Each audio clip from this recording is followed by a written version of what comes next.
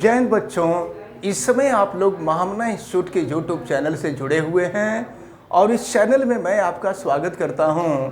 आज हम लोग क्लास 9th हिंदी माध्यम रसायन विज्ञान का पहला चैप्टर हमारे आसपास के पदार्थ के पाठगत प्रश्न और पाठगत प्रश्न में हम सबसे पहले पेज नंबर 4 के प्रश्न को देखेंगे। और पेज नंबर 4 में जो पहला प्रश्न दिया हुआ है, प्रश्न नंबर 1, इसको हम लोग देखेंगे। प्रश्न नंबर 1 में दिया है कि निम्नलिखित में से कौन से पदार्थ हैं। तो देखें, हमने आपको कहा था कि पदार्थ और द्रव्य दोनों एक ही चीज़ है और पदार्थ की आपको डिफिनीशन बताई गई थी या द्रव्य की आपको डिफिनीशन बताई गई थी कि दुनिया की वे सभी वस्तुएं जिनमें स्थान घेरने के साथ साथ भार भी होता है और जिनका अनुभव हम अपने इंद्रियों के द्वारा करते हैं, उन्हें ही द्रव्य या पदार्थ कहते हैं। यानी पदार्थ वह है जो स्थान घेरे। स्थान घेरने का मतलब हमारे चलने में, आने जाने में अवरोध पैदा करे, भार भी हो जिसको हम लोग उठा न पावें और जिसका अनुभव हम अपनी इंद्रियों के द्वारा करते हैं, यानी जिसे हम छू सकें, देख सकें। तो चले ध्यानपूर्वक देखें, निम्नलिखित में से कौन से पदार्थ हैं। तो सबसे पहले आपको दिया हुआ है कुर्सी। तो अगर इसका उत्तर हम लोग देखेंगे तो देखिए, कुर्सी स्थान भी घेरता है, भार भी होता है और इसको छू सकते हैं, तो कुर्सी पदार्थ है। अब इसके बाद वायु भी स्थान घेरता है, वायु में भी भार होता है। देखे, कल रात में आंधी आई थी, 3 सेट कितने लोगों का उड़ गया। या जब भी आंधी आ रही है तो किसी का घर गिर जा रहा है, कोई दब के मर जा रहा है। तो आंधी में वायु ही तो होती है। तो वायु भी द्रव्य है, यानी वायु भी पदार्थ है। अब इसके बाद स्नेह माने प्रेम। तब प्रेम दिखाई थोड़े देता है। ये जब तक आदमी कुछ कहेगा नहीं, कुछ बोलेगा नहीं, तब तक कैसे समझ में आएगा कि कोई व्यक्ति हमसे प्रेम कर रहा है। तो ये दिखाई देने वाला स्नेह दिखाई नहीं देता है, ये स्थान नहीं घेरता है। ऐसा नहीं कि आप किसी से स्नेह कर रहे हैं तो चारों तरफ जगह घेर ले रहा है और फिर वहाँ से आपको जाने को मना कर रहा है, तो ऐसा नहीं होता है। तो यह स्नेह जो है पदार्थ नहीं है। और फिर इसके बाद गंध है। तो गंध में 2 चीज होती है, एक दुर्गंध भी होता है और एक सुगंध भी होता है। तो अगर गंध या सुगंध कुछ भी हो तो ये भले चारों तरफ फैला होता है, लेकिन आपको जाने से रोकता नहीं है, ये भारी नहीं होता है। ऐसा नहीं होता है कि बहुत ज़बरदस्त गंध फैला दिया जाए तो दब के मर जाएंगे, ऐसा नहीं हो सकता है। तो ये गंध जो है पदार्थ नहीं है। फिर घृणा, अगर आप किसी से ज़्यादा घृणा कर दें तो ऐसा नहीं कि वो दब करके मर जाएगा, ऐसा भी नहीं है। तो ये जो घृणा है, यह घृणा भी द्रव्य नहीं है या पदार्थ नहीं है। अब आता है बादाम। तो बादाम खाया जाता है, बादाम खाने से ताकत होती है, दिमाग खुलता है। तो बादाम जो है यह द्रव्य है, यानी कि पदार्थ है। तो यहाँ पर ये बादाम होगा। अब इसके बाद विचार, हमारे मन में कुछ विचार आ रहा है। अभी बैठे हैं, मन में विचार आ गया कि अब हम राजा हो जाएंगे, कल तक राजा हो जाएंगे। तो विचार आने में क्या गड़बड़ी है? तो विचार आने से किसी प्रकार की कोई दिक्कत नहीं होती है। तो इसलिए विचार भी पदार्थ नहीं है, द्रव्य नहीं है। इसके बाद शीत माने ठंडा। जब ठंडा बढ़ता है तो ठंडा आपको कहीं ऐसा नहीं है कि ठंडा बढ़ा हुआ है तो इस कमरे में यहाँ से वहाँ नहीं जा पाएंगे, खुद करके जाना पड़ेगा, ऐसा नहीं ना है। अच्छा, एक चीज़ और है कि ऐसा भी नहीं है कि आपके ऊपर खूब ज़्यादा ठंडा भेज दिया जाए तो दबा के मर जाए, ऐसा भी नहीं हो सकता है। इसलिए यह शीत जो है यह भी पदार्थ नहीं है। अब नींबू पानी, तो नींबू पानी तो पीने की चीज़ है, गर्मी का सीजन है, नींबू पानी उसी में थोड़ा सा चीनी डाल देंगे, ग्लूकोज हो जाएगा, फिर उसको आप पीजिए। तो नींबू पानी जो है ये पदार्थ है, नींबू पानी। अब इसके बाद इत्र का सुगंध, तो इत्र कोई व्यक्ति लगाया होता है तो वो इत्र चारों तरफ फैला होता है। लेकिन एक चीज़ मैं बता दूं, इत्र का या सेंट का प्रयोग नहीं करना चाहिए, यह हमारे स्वास्थ्य के लिए बहुत हानिकारक होती है। इससे सूंघने की क्षमता ही बाद में नष्ट हो जाती है। अगर लगातार इत्र का प्रयोग, लगातार सेंट का प्रयोग करते रहे ना, तो फिर आपके अंदर सूंघने की क्षमता ही खत्म हो जाएगी। बगल में ही खूब बढ़िया भोजन बन रहा होगा, पूड़ी छना रहा होगा, सब्जी बन रही होगी, पापड़ छना रहा होगा, लेकिन आपको पते नहीं चलेगा।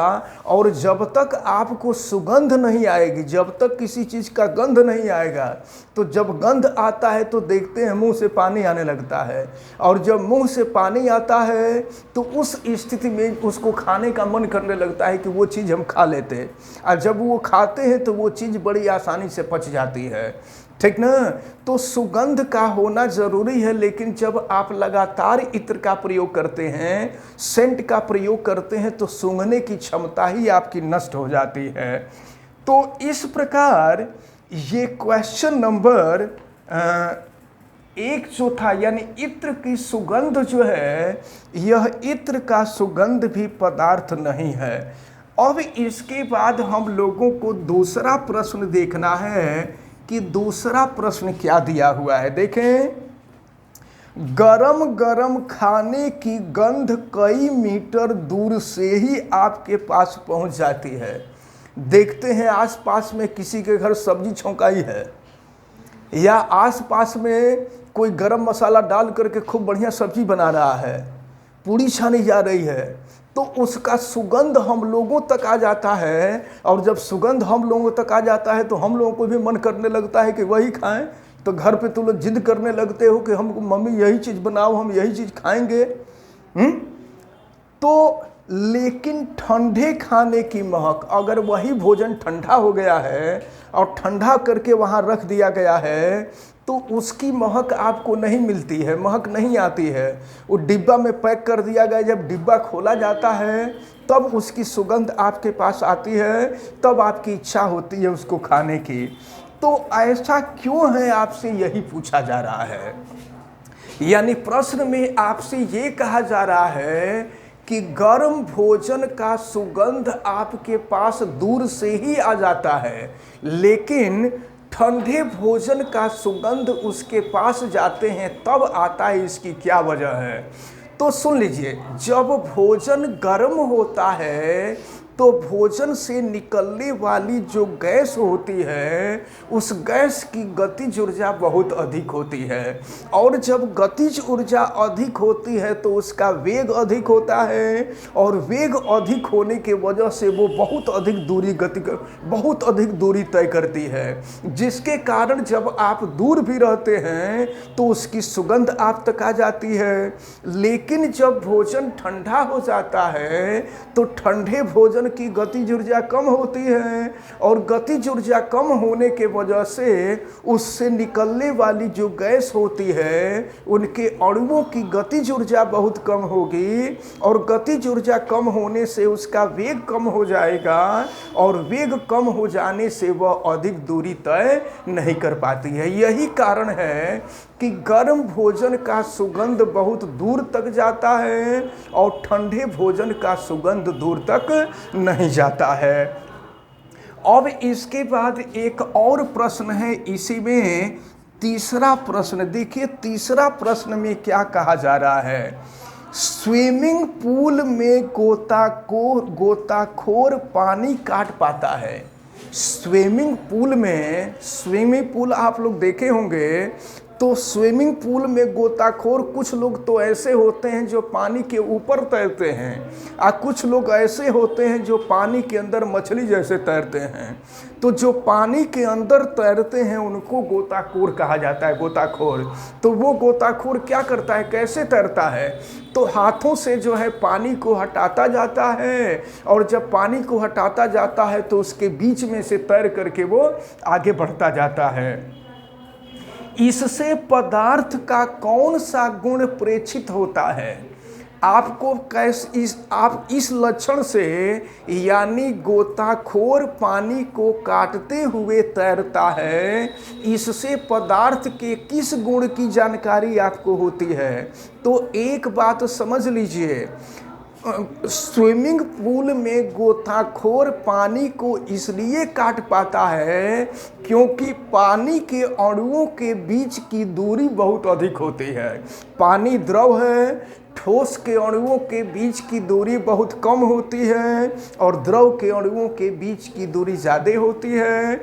तो गोताखोर जो है उस पानी को इसलिए काट पाता है क्योंकि पानी के अणुओं के बीच की जो दूरी होती है वो अधिक होती है।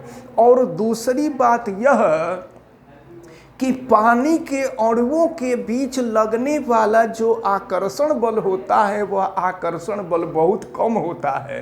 अगर आकर्षण बल बहुत ज़्यादा होता तो पानी के अणु एक दूसरे से चिपके रहते, और एक दूसरे से चिपके रहते तो आप उसको हटा नहीं पाते, यानी तैराक गोताखोर उसको हटा नहीं पाता और तैर नहीं पाता।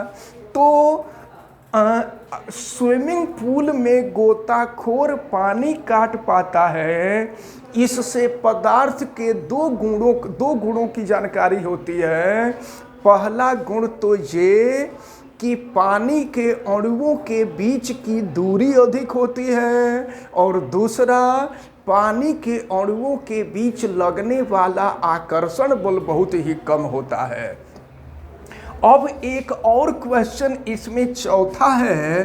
चौथा कहा जा रहा है कि पदार्थ के कणों की क्या विशेषताएं होती हैं। तो पदार्थ के कणों की विशेषताएं क्या होती हैं, तो पदार्थ के कणों की पहली विशेषता ये है कि पदार्थ के कण पदार्थ के अंदर सदैव गतिशील रहते हैं, सदैव गति करते रहते हैं।